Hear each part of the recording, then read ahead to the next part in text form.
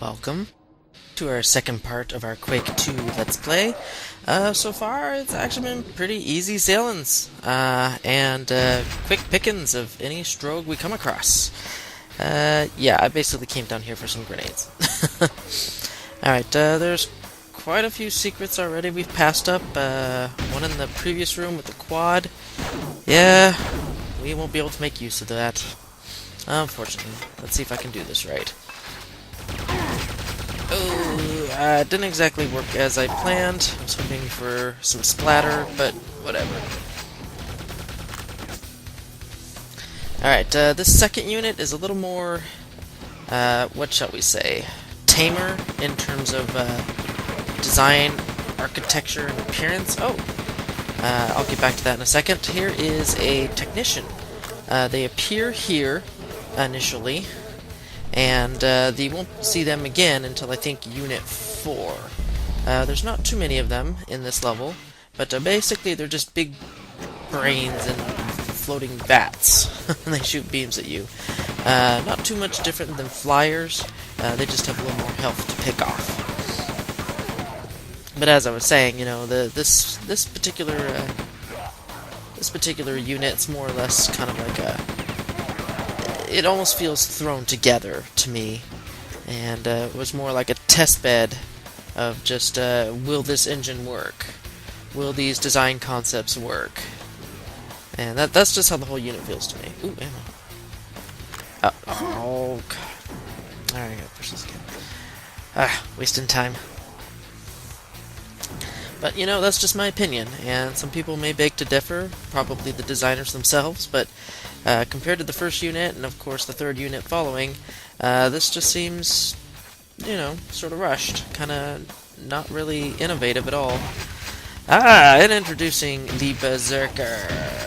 These guys, they're overused, and quite a lot. As you can see, they only have one attack, and that is run straight at you like an idiot into your bullet fire until they die, and or they get a hit on you and then pummel you to death with their hammer and sickle arms. They're not too much of a threat. They're more of a nuisance. They literally become lethal only when you don't know they're there and you're focused on other stroke at the time. That is where they shine, and that is where they are the most dangerous. So, as long as you know where they are and you keep track of them as you're maneuvering around other enemies, they're not really a big problem. So, oh, hello. So I think, I'm not sure if this unit introduces any more enemies beyond that, but yeah. This is sort of like a little micro puzzle here, like how do you get up there to that switch? Okay, I'm full up on bullets. Well, before we get to that, let's clear out this. Yep, I don't want you sneaking up on me at any point. Thank you. Oh, they're really generous with these shells and bullets. Yep, and boom, just shoot the switch on the wall there, and puzzle solved. Explosions! Everybody loves those. Oop, get out of the way. Even when they die, guards can still be pretty dangerous.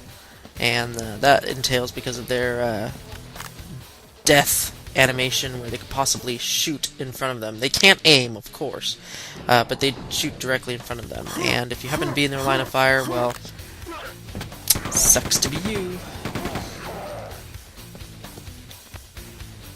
I'm gonna get ambushed, I know I am. Oh, yeah, I know. Ooh.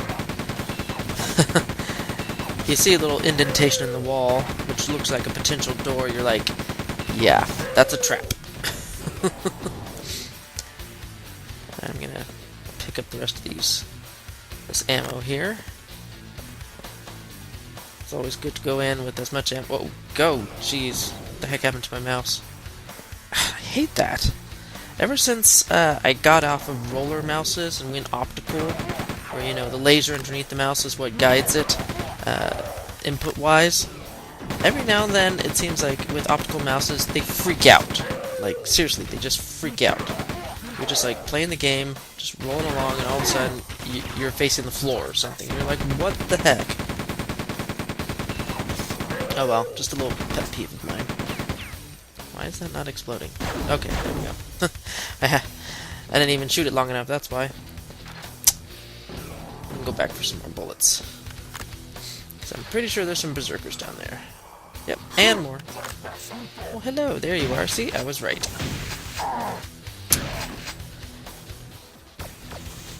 I kind of want to kill you before I hop down. I'm probably wasting a lot of bullets doing this, but, hey, I'm safe. And you can't do anything about it. I knew you were down here too, so. And two of you. I expected one, but two's fine too. I didn't get that jacket armor. Oh well. This unit's not too bad, so I think I can live without it. So far, I'm not really feeling the heat or the pressure of this challenge so far. I mean, yeah, the most I'd probably get right now is a super shotgun in my favor, but beyond that, ooh, this area.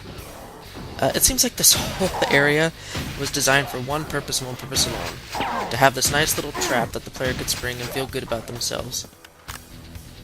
Merry Christmas! I hope you enjoyed your present. I sure enjoyed giving it. This got grenades out of it. Alright. So I forgot what I was saying before, but, yep. That was a fun little area.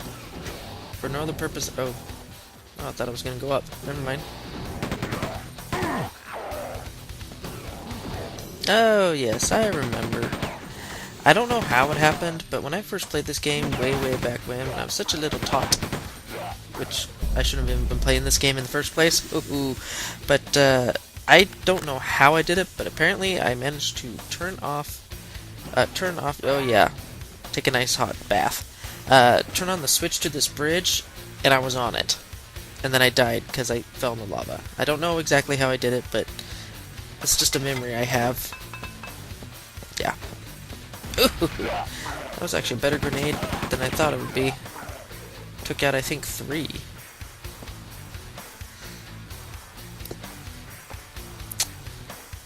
And we have our first waterlogged section. A little bit of slight platforming here.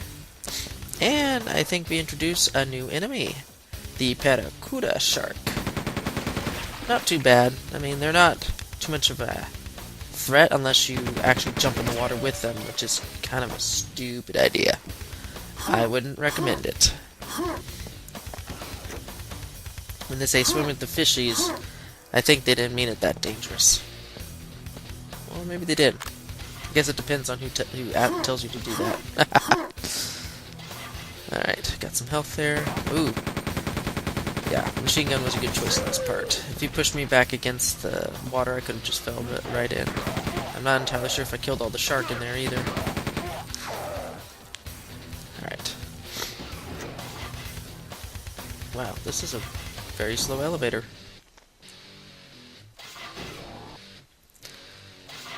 And I don't know what it is, but that berserker always shows up when you get to the top of the elevator. I mean, he's not there before, but all of a sudden there's a trigger or something that gets him to say, you know, this is my cue to run out there and slice him right back off the elevator. Okay, I think I'm coming to the end of this warehouse area. Oh, yep, I was right here, actually. Is there... Okay, woo. I knew there was going to be an ambush of some sort. Boom! I'm in your face. How you doing? I'm doing great. Get away.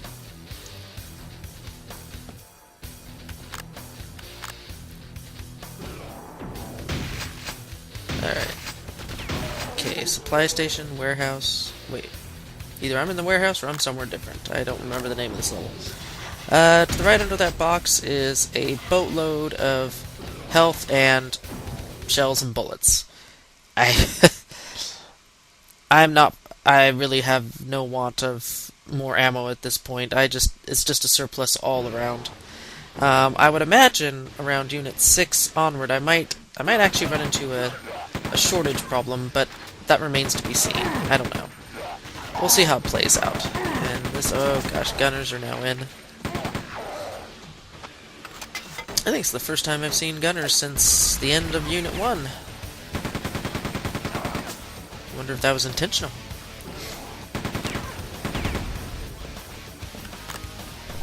Okay, and this is a secret we can get. Ah, I hate that. The falling distance before you start taking damage is very, very short in this game. I think you can only fall like a couple meters and then you get hurt. And then of course if you fall too far, well then it just becomes terminal velocity once you hit the ground. And you have the hard impact. Oh, good morning to you too. I hope that helped your headache.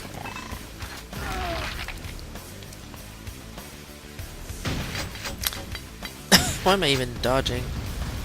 I don't think his grenades can reach me up here. Okay, if you hop onto that moving box, that'll take you into an area with quad damage. Not for us. Okay, well, that's a lot of bullets. I'll just take one and keep going.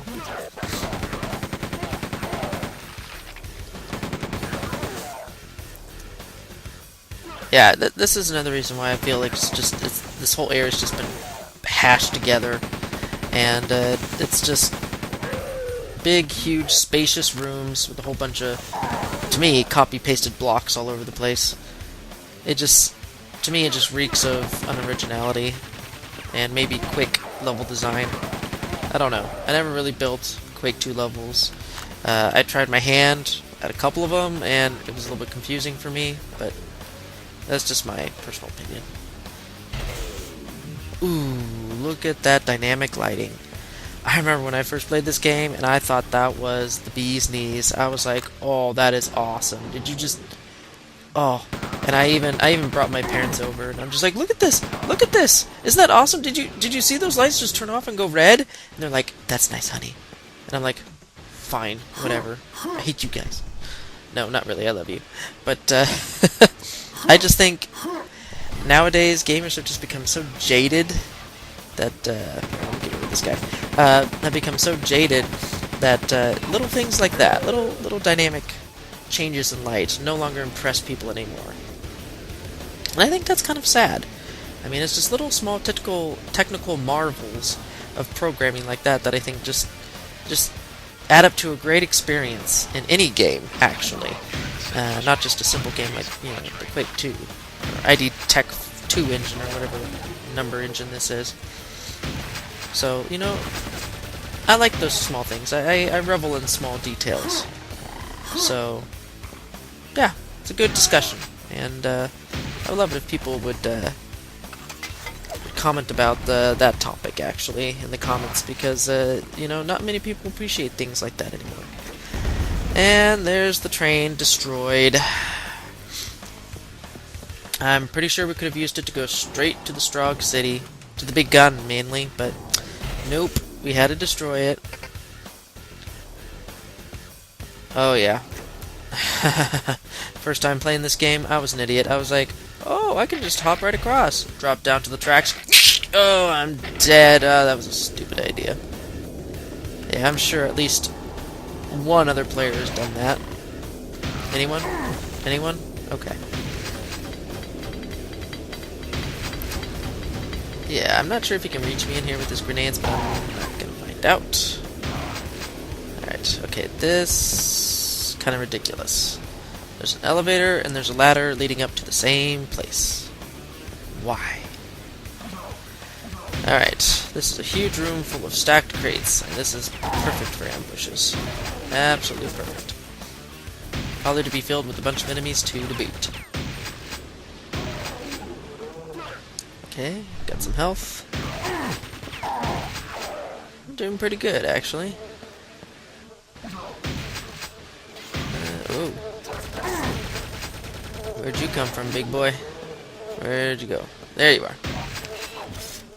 And off to my left, as we pass these green crates in front of me, there'll be a secret behind an odd-colored crate. It'll contain the monolith or obelisk item that shoots your health above 100 up to 200.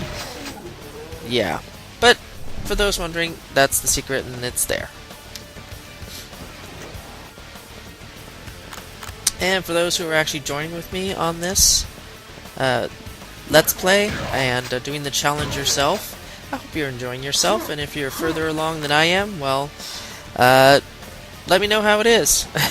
I would like your advice and opinions if you know how to get through certain areas later on in the game more efficiently, using the limited weaponry that I have restricted this challenge to. So every bit, a little bit of advice helps.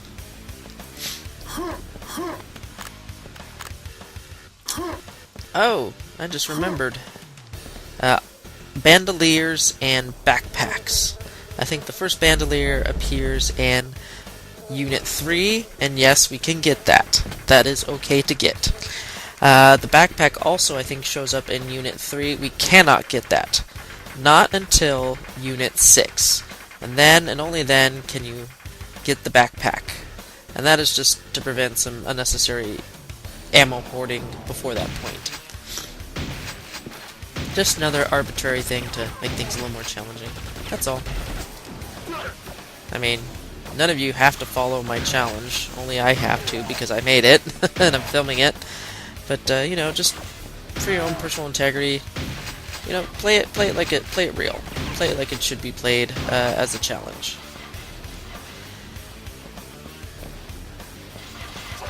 I remember this room playing on my very, very old, I think it was like Pentium 1 computer or some such crazy old computer. This room, I remember, caused me a lot of slowdown. Not exactly sure why. It just did. Oh wow, that was a miss.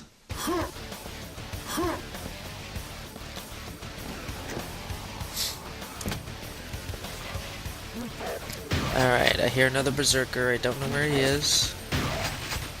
These are all kind of just more like nondescript hallways at this point. It's kind of like a roundabout looping way back to the start. You've already hit all the major set pieces of this level. Now it's just kind of like, eh. Now we're just taking you back to the start in the most expedient fashion. Take you back to rooms that really have no logical purpose at all. They're just there.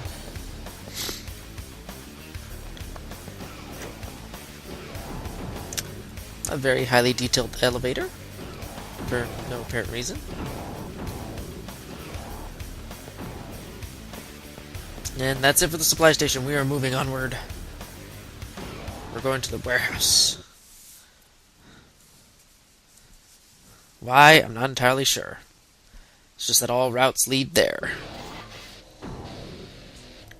And our PDA tells us to do it. And like the blind zombies we are, we're going to. Oh, here is another instance of dynamic lighting. Ooh, look at those lights go lit up all the way up to the top of that elevator. Awesome.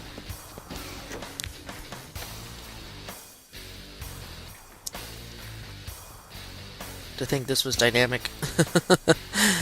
But I still revel in these small details. But I won't belabor the point. Looks like we're coming up on the end of my time here, so I believe... Let's get rid of this guy. We're going to load up the next area, and we're going to conclude this unit and start the next unit in the next video. So, I will see y'all later. Bye.